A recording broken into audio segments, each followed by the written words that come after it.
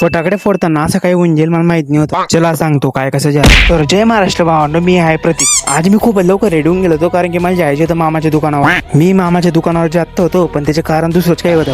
मामाच्या दुकानावर जातो थोडा पडदा गावासाठी काम बी करणं पडत नाही तर मामाला काय वाटे का काम नाही पोरे. दुकानावर ना थोडं लवकर घरी येऊन जातो कारण की आज होता बाय दिवच्या सण आणि एका प्रकारे भावांना लुटायचं सण. आणि मला तर माहित होतं मी तर लुटून जाणार आहे. आज बाहेर रात्र होऊन जाते आम्ही सिद्धे निघून जातो फटाके घ्यायला घेऊन तर जातो. पण मामाला घालता मोठा चुना लागायचा कारण एवढीशे फटाकडे 1800 रुपयाचे होते. बाई फटाके घेऊन आल्यानंतर सगळ्यात महत्वाचं काम असतं बटवारा कर. नाही तर कोणाचे फटाकडे कुठं गायब होतील ते सुद्धा समजणार. मग काय बटवारा झाला की नाही झाला आम्ही लटकून जातो फोडायला. मी तर मजबूत फटाकडे फोडलेले कारण भाऊ हे दिवस राहता मामाला लुटायचे. मी फटाकडे फोडतोच येतो तेवढ्यात माझ्या भावंड माझ्या हातात फटाकडे फोडून देतो. पण काही नाही होत राहतं म्हणून मी सोडून देतो आणि वापस फटाकडे फोडायला.